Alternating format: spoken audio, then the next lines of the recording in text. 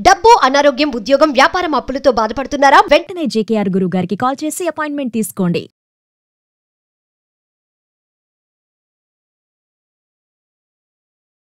నమస్తే, సుమన్ టీవీకి స్వాగతం. మనం పురాణ కథలు వింటుంటాం తరచుగా. అయితే పురాణాల ప్రకారం సృష్టి, స్థితి, లయ ఈ మూడు కార్యాలని బ్రహ్మ, విష్ణువు, మహేశ్వరుడు చేస్తారని తెలుసుకుంటూ ఉంటాం. అంటే బ్రహ్మ మనుషుల్ని సృష్టిస్తాడు, విష్ణువు వాళ్ళని కాచి కాపాడతాడు, మూడోవాడు లయకారకుడైన శివుడు వీళ్ళని అంతం చేస్తాడు, అంటే చివరి వరకు తీసుకెళ్తాడు, మళ్ళీ పుట్టేందుకు మనకి అవకాశం ఇస్తాడు శివుడు. అయితే వీళ్ళు ముగ్గురు చాలా సజావైన లైన్లో పనిచేస్తుంటారు. ఆయన పుట్టిస్తాడు, ఈయన పెంచుతాడు, మూడో ఆయన మనని కల్పిస్తూ ఉంటాడు. అంటే మళ్ళీ ఏ మట్టి ముద్దల నుంచి మనం వచ్చామో అక్కడికి తీసుకెళ్ళిపోతాడు. అయితే ఈ వ్యవహారంలో వీళ్ళలో వీళ్ళు ఎప్పుడైనా పొట్లాడుకున్నారా, ఎప్పుడైనా కొట్టుకుంటారా? అప్పుడప్పుడు మన దగ్గర అయితే కొట్టుకుంటారు. అమ్మా నాన్న వాళ్ళే మనని ప్రపంచంలోకి తెస్తారు. మన అమ్మా నాన్న పొట్లాడుకోవటం మనకు కొంచెం తెలుసు. మనం కూడా అమ్మా నాన్నలు అయ్యాక మనము కొట్టుకుంటూనే ఉంటాం. కానీ ప్రపంచానికే అమ్మా నాన్న అయిన విష్ణువు, శివుడు వీళ్ళు ఎప్పుడైనా కొట్టుకున్న సంఘటనలు సాధారణంగా మనకు కనపడవు. హరివంశం అనే పుస్తకంలో కొన్ని చోట్ల అంటే 1-2-3 సందర్భాల్లో వీళ్ళిద్దరికీ పోట్లాట వచ్చిందని వింటుంటాం. కానీ మనం రెగ్యులర్గా వినే వినాయక చవితి కథల్లోనూ, తర్వాత చిన్న పొన్న నాటకాల్లోనూ శివుడు ఇబ్బందుల్లో పడ్డప్పుడు విష్ణువే శివుడిని రక్షించాడని, లేదా విష్ణువుకు అవసరమైనప్పుడు శివుడే అతనికి అడ్డం పడ్డాడని, అంటే అవసరమైనప్పుడు అలాంటివే వింటాం. కానీ వీళ్ళిద్దరూ కొట్టుకున్న సంఘటనలు, వాళ్ళిద్దరూ యుద్ధం చేసిన సంఘటన సాధారణంగా కనపడదు. ఇది చాలా రేర్గా జరిగిన సంఘటన. అయితే ఈ రేర్ సంఘటనకి భారత కథల్లోనే ఒక కథ ఉంది, ఉషా పరిణయం కథ. చాలామందికి ఉషా పరిణయం కథ తెలిసి ఉంటుంది.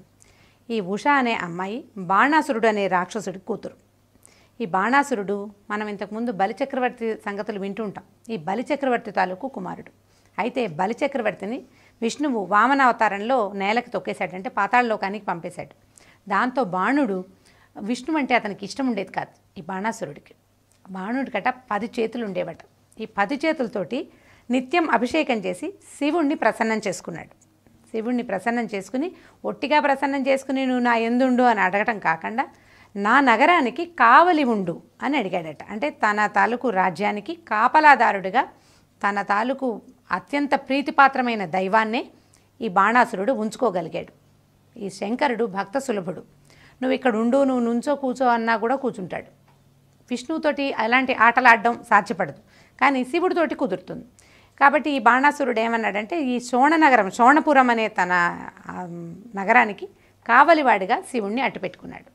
అయితే కొంతకాలం గడిచిన తర్వాత ఈ బాణాసురుడి కుమార్తె అయిన ఉషకి ఒకరోజు రాత్రి కల వచ్చిందట. ఆ కలలో ఆమె ఒక యువకుడిని చూసింది. అయితే తన ఫ్రెండ్ అయిన చిత్రలేఖకి ఈ సంగతి చెప్పింది. నేను ఒక యువకుడిని చూశాను, అతని మీద నాకు మనసైంది, అతన్ని పెళ్లి చేసుకోదలుచుకున్నానని. ఈ అమ్మాయి కళలో కనపడ్డ వ్యక్తిని ఎవరైనా ఎలా తెలుసుకుంటాం? మన కళలోకి వచ్చిన వాడిని ఇంకోళ్ళు తెలుసుకోలేరు కదా. అయితే ఈ చిత్రలేఖ ఆ అమ్మాయి గాంధర్వ విద్యలు తెలిసిన అమ్మాయి, చాలా మాయా విద్యలు వచ్చనమాట.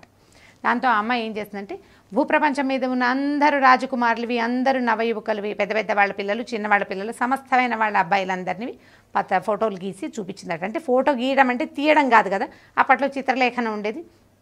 బొమ్మలు గీసి చూపించింది. బొమ్మలు గీస్తే ఈ బొమ్మల్లో ఒక యువకుడిని ఉష గుర్తుపట్టింది. ఈ గుర్తుపట్టబడిన యువకుడు ఎవరంటే శ్రీకృష్ణుడికి సాక్షాత్తు మనవడైన అనిరుద్ధుడు. శ్రీకృష్ణుడికి అష్టభార్యలు మనకు తెలుసు కదా. సో ఈ శ్రీకృష్ణుల వారికి రుక్మిణీదేవి వల్ల కలిగిన సంతానం ప్రద్యుమ్నుడి కుమారుడు అనిరుద్ధుడు. ఈ అనిరుద్ధుడు కొంత పోలికలో శ్రీకృష్ణుల వారిని పోలి ఉండేవాడు.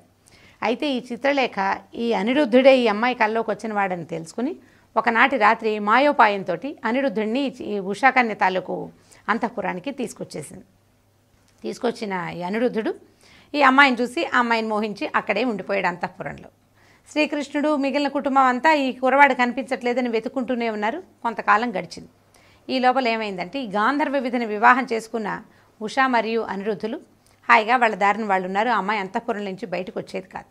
కొన్నాళ్ల తర్వాత ఆమె గర్భవతి అయిందట.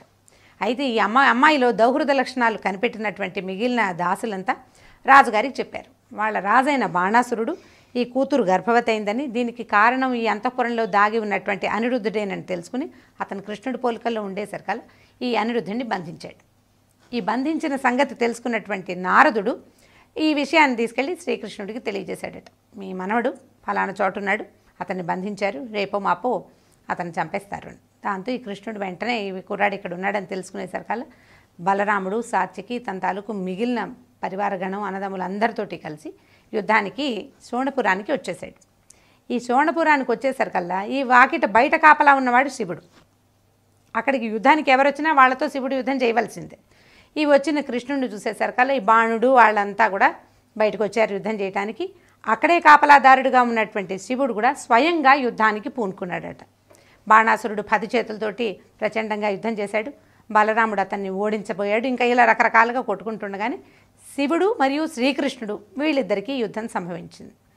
ఇద్దరూ సమౌజ్జీలు, ఎవరూ తగ్గేవాళ్ళు కాదు. కృష్ణుడికి తన మనవడు కావాలి, శివుడికి తన భక్తుడు కావాలి. వీళ్ళిద్దరూ యుద్ధం చేస్తూ ఉండగా భూదేవి అదిరిపోయిందట. మిగిలిన యుద్ధాలన్నిటికీ ఆవిడేం బెదరలేదు. అదిరిపోయి వీళ్ళిద్దరూ నన్ను కాచి కాపాడాల్సిన వాళ్ళు, ఒకడు పాలించాలి, రెండోవాడు నాలో మిగిలిన ప్రాణుల్ని కలిపేయాలి, వీళ్ళిద్దరూ కలిసి కొట్టుకుంటూ ఉంటే నేనేం చేయాలని ఆవిడ పరిగెత్తుకుంటూ వెళ్ళి బ్రహ్మ దగ్గరికి, అయ్యా వీళ్ళిద్దరూ కొట్టుకుంటున్నారు, నేను వీళ్ళ యుద్ధాన్ని భరించలేను, నా వల్ల కాదని చెప్పిద్దట.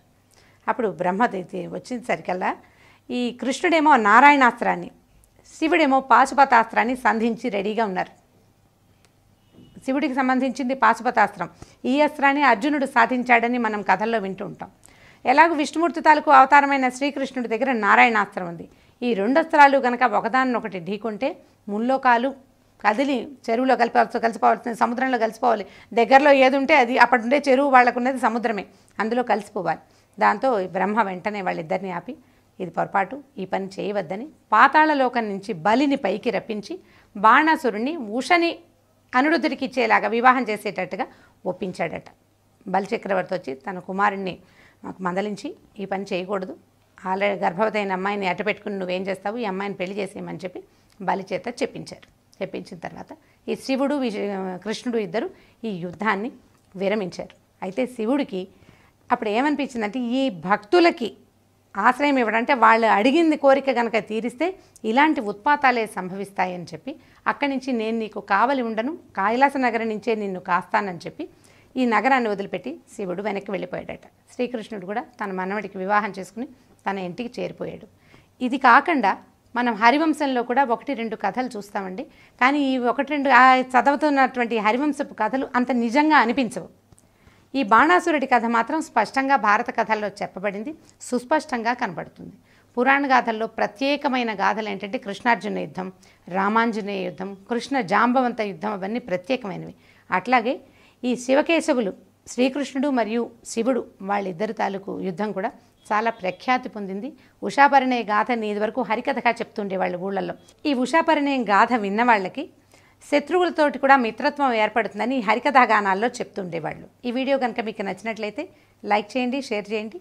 మరిన్ని వీడియోస్ కోసం సుమన్ టీవీకి సబ్స్క్రైబ్ చేసుకోండి.